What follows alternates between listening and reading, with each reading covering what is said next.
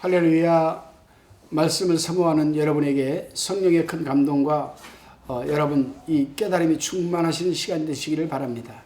오늘은 에스겔서 7장 1절로 27절의 말씀을 가지고 거짓 선자들을 경계하자라는 주제로 우리가 요약 강의 큐티를 나눠봅니다. 본 7장은 예루살렘의 최후로서 성이 포위당하기 직전에 지금 이를 기록하고 있습니다. 바벨론 군대가 성을 포위한 결과 하나님의 성전이 회파되고 많은 백성이 사육당하고 살아남은 자들은 포로로 끌려갔습니다. 이로써 끝났도다. 이 땅 사방의 일이 끝났도다. 완전한 멸망이라고 지금 에스겔은 절망하고 있습니다. 이러한 상황에서 우리가 1절로 9절까지를 살펴봅니다. 바벨론의 군대가 예루살렘 성 포위 직전에 예루살렘과 유다 전국에 임할 불가피적인 재난이 임박함을 지금 에스겔은 서둘러 경고하고 있습니다. 적군이 성을 포위하고 쳐들어와서 성전은 불타버렸고 백성들은 칼에 맞아 죽고 그나마 생존자들은 포로로 끌려갔습니다. 본문 2절, 3절, 6절에 보게 되면 끝이라는 말과 재앙이 임하였다라는 5절, 6절, 7절 이 말이 누차 반복되고 있으면 하나님의 긍휼하심이 중단되고 가증 여김을 받아 끝난 상태를 지금 의미하는 겁니다. 에스겔이 얼마나 가슴이 아팠을까? 저는 이 말씀을 7장을 묵상을 하면서 그 당시에 에스겔이 알몸으로 퍼포먼스를 해가면서 그냥 진흙을 갖다가 퍼가지고 손으로 퍼서 서판을 만들어서 거기다가 기록을 하고 저 흙을 싸서 올리고 공성태를 만들어서 놓고 참 그러한 수고를 다했음에도 불구하고 패역한 이스라엘 백성들, 정말 뻔뻔스럽게 이럴 때 짝이 없는 이스라엘 백성들은 결국에 멸망하고 말았습니다. 그렇습니다, 여러분. 하나님께서는 돌이키게 하시려고 선지자들을 보내어 수십 번 수백 번 말씀을 선포하게 하고 대언하게 하고 경고를 해도 소용이 없으면 하나님께서도 어찌할 수 없는 것 아니겠습니까? 그렇다면 이스라엘과 유다 백성들이 경고의 메시지를 들어도 왜 깨닫지를 못하고 회개하지를 못했습니까? 자, 굉장히 중요한 말씀이거든요, 여러분. 자, 여러분, 오늘날도요, 주의 종들이 수없이 외치고 수없이 말씀하는데도 깨닫지를 못해요. 듣지를 않습니다. 아주 그 목공소에 가가지고요, 그 귀마개 있잖아요, 귀마개. 그걸 맞춤을 해가지고 딱 막아놨습니다. 왜 그랬을까? 여러분 한번 생각해 보십시오. 모르겠습니다. 오늘 이 화평방송 민충만 목사의 요약 강의, 성경 요약 강의 큐티를 들으면서도 한 귀로 듣고 이쪽으로 가도 감사한 거예요. 이쪽으로 듣고 이쪽으로 가도 나와도 감사한 거예요. 마음으로 안 들어도 감사해요. 들었으니. 근데 듣자마자 요 양쪽 코로 말씀을 빼버리는 사람이 있습니다. 코 푸는 사람이 있죠. 왜 그럴까? 잘 드세요. 있거든요. 진짜 있어요. 굉장히 중요한 말씀이거든요, 여러분. 한번 들어보세요. 오늘날도 주일 예배는 나와요. 수 예배도 나옵니다. 근데 금요 예배는 안 나와요. 이제 그런 사람이 수 예배도 안 나와요. 어디 가는가 하고 봤더니 이상하게 저 산속에 있는데 이상한 기도원에 가가지고요. 거기 가가지고 그냥 불 받으라! 불이야! 불불! 하고 그냥 그 불 받았다고 그냥 덜덜덜덜 떨고 그냥 막 거기에 심취되어가지고. 그래요. 왜 이스라엘 백성들이 경고의 메시지를 들어도 왜 깨닫지를 못하고 왜 회개하지를 못했을까? 거기에는 거짓 선지자들의 영향이 컸던 겁니다. 오늘날도요. 얼마나 많은 사꾼 목자들이 얼마나 많은 순수한 그리스도인들의 영혼을 회파하는지 모르거든요. 파괴하는지. 참 창피해 죽겠어요. 요즘은 유튜브를 보니까 허경영이가 하나님을 아주 교묘하게 기독교 유사 종교로 만들어가지고 희한한 짓을 하고 돈을 수없이 사람들을 착취하고 이단들이 얼마나 많습니까, 여러분? 사이비들이 얼마나. 근데 이단 사이비는 또 괜찮아요. 기독교 유사 종교 또 집단들이 또 우후죽순처럼 일어나고 있습니다. 집회를 하면서 반은 지옥, 반은 천국. 천국 들어가라 천국 꿈이 지금 희희낙낙거리고 지옥 들어가라 그러면 저 아 뜨거 하고 이게 도대체 뭐 하는 겁니까 여러분? 여기에 바로 거짓 선지자들의 그 영향이 순수한 그리스도인들을 하나님의 백성들을 이렇게까지 만들어 놓은 겁니다 여러분. 그렇습니다. 지금도 성도들이 거짓 선지자들의 유혹과 미혹에 빠져 깨닫지를 못하고 돌이키지를 못하는 사람들이 얼마나 많은지 모릅니다 여러분. 오늘날의 이 책임은 바로 우리 주의 종들이 신실하지 못하고 진실하지 못하고 아니라고 열심히 지를 못해서 비롯된 것임을 우리는 깨닫고 회개하고 정직하고 신실하고 열심을 내어야 할 줄로 믿습니다. 본문 10절로 15절을 한번 읽어보겠습니다. 볼지어다 그날이로다. 볼지어다 인박하도다. 정한 재앙이 이르렀으니 몽둥이가 꽃피며 교만이 싹났도다. 포악이 일어나서 죄악의 몽둥이가 되었은즉 그들도 그 무리도 그 재물도 하나도 남지 아니하고 그 중에 아름다운 것도 없어지리로다. 때가 이르렀고 날이 가까웠으니 사는 자도 기뻐하지 말고 파는 자도 근심하지 말 것은 진노가 그 모든 무리에게 임함이로다. 판자가 살아있다 할지라도 다시 돌아가서 그 판 것을 얻지 못하리니 이는 묵시로 그 모든 무리를 가리켜 말하기를 하나도 돌아갈 자가 없겠고 악한 생활로 스스로 강하게 할 자도 없으리라 하였음이로다.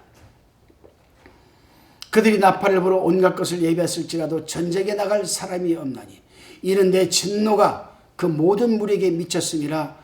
밖에는 칼이 있고 안에는 온역과 기근이 있어서 밭에 있는 자는 칼에 죽을 것이요 성읍에 있는 자는 기근과 온역에 망할 것이며 라고 지금 말하고 있습니다. 시드기야 왕의 반역에 화가 난 느부갓네살이 3차로 예루살렘을 침공한 것입니다. 세 번째로 쳐들어왔을 때에는 예루살렘에 국한되지 않고 유다 전국에 파급이 되고 말았습니다. 여러분. 성 안에서는 온역과 기근으로 죽고 성 밖에서는 칼에 죽고 살아남은 자는 포로로 끌려갔습니다. 여러분. 그 징조로 몽둥이가 꼽히며 교만이 쌍났도다라고 지금 외치고 있습니다. 여기서 몽둥이가 꼽힌다는 것은 심판이 무르익었다라는 뜻이고 교만이 쌍났도다라는 뜻은 불순종의 교만함이 무르익었다라는 겁니다. 하나님 보시기에 때가 지금 죄가 관용됐다라는 거죠. 가득 찼다라는 겁니다. 하나님에게는 때가 있다라고 제가 누누이 말씀드렸습니다. 때, 카이로스입니다. 카이로스라는 단어인데 영어로는 the time, 그 시간입니다. 하나님이 살리실 시간, 죽이실 시간, 하나님이 부흥시키실 시간, 하나님이 멸망시킬 시간. 그렇습니다. 우리 하나님을 대적할 때 무서운 결과가 촉된다는 사실을 우리는 깨닫게 됩니다. 하나님은 인간의 행위에 대하여 선악간에 판단하시고 처벌하시되 상벌 기준이 정확하신 분 아니겠습니까? 여러분, 사람이 이 세상에 살 때에는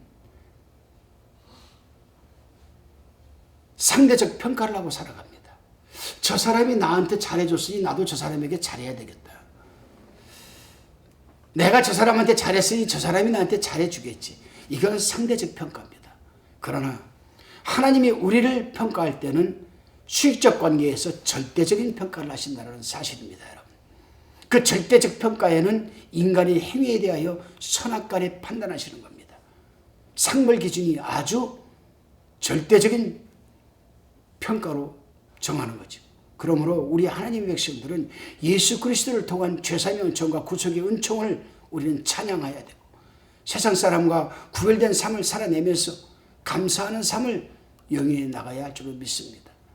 다시금 16절로 22절까지를 살펴봅니다.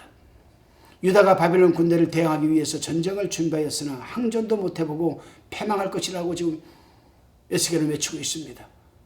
하나님께서 이미 에레미야 선지자를 통하여 대항하지 말고 항복하라고 이미 경고를 누누이 하였습니다. 에레미야서 21장 8절 9절에 기록되어 있습니다. 하나님께서 개입하신 전쟁이기 때문에 그 어떤 것으로 싸울 준비를 해도 소용이 없는 것 아니겠습니까? 당시에 유다 백성들은 금과 은이 그들을 구원하지 못하는 이유는 19절 20절에 기록된 대로 돈을 가지고 자기 자신을 화려하게 장식하였고 감사하지도 않고 도리어 교만해졌기 때문이라고 말씀하셨습니다. 그 결과 원수들에게 약탈당하고 더럽힘을 당하게 된다고 말합니다. 여기서 더럽힌다는 말이 3번씩이나 나오는데 21절, 22절. 이것은 성전과 거기에 장식된 보물들을 더럽힌다라는 그런 말씀입니다. 그렇습니다, 여러분. 하나님께서는 이스라엘 백성들로 하여금 하나님을 거룩하게 예배하라고 성전과 보물을 주신 것이지 우상을 숭배하라고 주신 것 절대로 아니지 않습니까? 그 결과 어떻게 됐습니까, 여러분? 느부갓네살에게 하나님의 성전이 다 무너져버리고 성전 기명은 다 빼앗기고 말았습니다, 여러분. 다 느부갓네살이 바빌론으로 다 가져가 버렸어요, 여러분. 그러다가 여러분 그 손자가 그 하나님의 성전에 있는 제사 드릴 때 쓰는 기명을 가지고 파티를 하면서 벨사살 왕이 그 기명을 가지고 하나님에게 포도주를 따르는 전제드리는 술잔을 가지고 지네들이 포도주를 술을 마시고 하나님에게 떡상을 올려야 저기다가 음식을 담아 먹고 그러니 하나님이 화가 안 나셨겠습니까? 그래서 벽에다가 메네 대결로 바르신 내가 너를 저울에 달아보니 부족함이 드러났다. 그래서 바빌론이 무너진 것 아니겠습니까? 오늘날도 하나님께서는 당신의 백성들에게 당신을 거룩하게 마음껏 섬기라고 재물과 보물을 주신 것이지 세상을 누리라고 주신 것은 아님을 우리는 분명히 알아야 됩니다. 그렇지 못할 경우에는 하나님께서는 그 어떠한 방법을 사용해서도 그 모은 재물과 보물을 흩어버리신다라고 잠언서 11장 24절 25절에서 경고하고 있습니다. 다시금 본문 23절로 27절을 우리가 살펴봅니다. 23절에서 27절입니다. 에스겔 선지자는 23절에서 피 흘리는 자가 그 땅에 가득하고 강포가 그 성읍에 찼음이라고 합니다. 이 말은 죄악이 전국에 편만하게 되었다는 것이죠. 그 결과 하나님의 재앙이 전국에 편만하게 될 것은 자명한 일입니다. 이제 두려움에 떨고 소문에 소문을 더하면서 어찌할 바를 몰라 선지자에게 묵시를 구하지만 헛된 것이라고 합니다. 참 인간은 참 희한해요. 에스겔 선지자가 그렇게 느부갓네살이 쳐들어오기 전에 그렇게 경고하고 에레미야 선지자는 에레미야 선지자대로 에스겔 선지자는 에스겔 선지자대로 그렇게 에레미야 선지자는 여러분 이 예루살렘에서 에스겔 선지자는 여러분 그렇게 수없이 경고를 하는데도 듣지 않다가 막상 발에 불이 떨어지니까 느부갓네살이 와가지고 성전을 회파하고 그러니까 선지자에게 하나님한테 기도해서 좀 묵시를 좀 받아주라. 에스겔은 이제 끝났으니까 헛된 것이다. 왜냐하면 제사장에는 율법이 없어지고 장로에게는 모략이 없어질 것이며 왕은 애통하고 방백들은 놀라고 백성들은 손이 벌벌 떨릴 것이기 때문입니다. 그렇습니다, 여러분. 예배가 필요 없는 백성에게는 성전이 필요 없지요. 성전이 필요 없는 사람은 그 성전이 파괴돼서 무너질 수밖에 없는 겁니다. 오늘도 마찬가지죠. 예배를 드리지 않는 사람이 어떻게 그 마음의 성전이 존재할 수 있겠습니까, 여러분? 우리 속에 내주하시는 성령이 파라클레토스, 이 헬퍼, 돕는 자, 예배 드리게끔 도와주는 자, 하나님과 우리가 대화할 수 있도록 여러분 이루 말할 수 없는 탄식으로 우리를 위해서 대신 기도해 주시는 그분이 우리 속에 없는데 어떻게 성전이 존재할 수가 있겠어요, 여러분? 마찬가지로 율법을 지키지 않는 제사장에게 무슨 성전이 필요하겠습니까, 여러분? 오늘날도 하나님의 백성들이 마음의 성전은 다 무너져 버렸는데 예배당에 가서 예배 드린다고 무슨 소용이 있겠습니까, 여러분? 없다고요? 있어요, 여러분. 그 마음에 계시는 성전, 성령, 그 성령이 내주하시는 이 존전, 마음의 성전은 다 무너져 버렸는데 교회 주일날 예배 드리러 나와요. 예배 드리면은 바로 끝입니다. 성경은 집에다가 가서 그 다음 주일날 갈 때까지 아주 거룩하게 고이 모셔두시고 그 다음날 주일 되면 성경이 어디 있지? 내 엄마 성경 어디 있어? 아빠 성경 어디 있어? 찾아가지고 오고 주일날 예배 끝나면 바로 세상으로 나갑니다, 여러분. 그런 사람이 예배당에 가서 예배드린다고 무슨 소용이 있겠습니까, 여러분? 그 사람의 마음의 성전이 여러분 세워져 있겠습니까? 그래서 엘리야 선지자가 그런 백성들에게 갈멜산 정상에서 우상의 여러분 이 선지자들과 가운데는 이스라엘 백성들 엘더 장로들이 지켜보고 있고 이쪽에는 여러분 바알 우상 아세라 우상 선지자들이 제사장들이 쫙 850명이 있는 거예요. 혼자 외롭게 흰머리를 휘날리면서 메뚜기와 석청을 손에 쥐고 먹으면서 있던 에스겔 선지자하고 대결을 합니다. 우상이 여러분 생명이 없는데 어떻게 응답을 하겠어요? 아침부터 저녁까지 그들이 나팔을 불고 꽹과리를 치고 해도 응답이 없죠. 그때 에스겔이 뭐라고 했습니까, 여러분?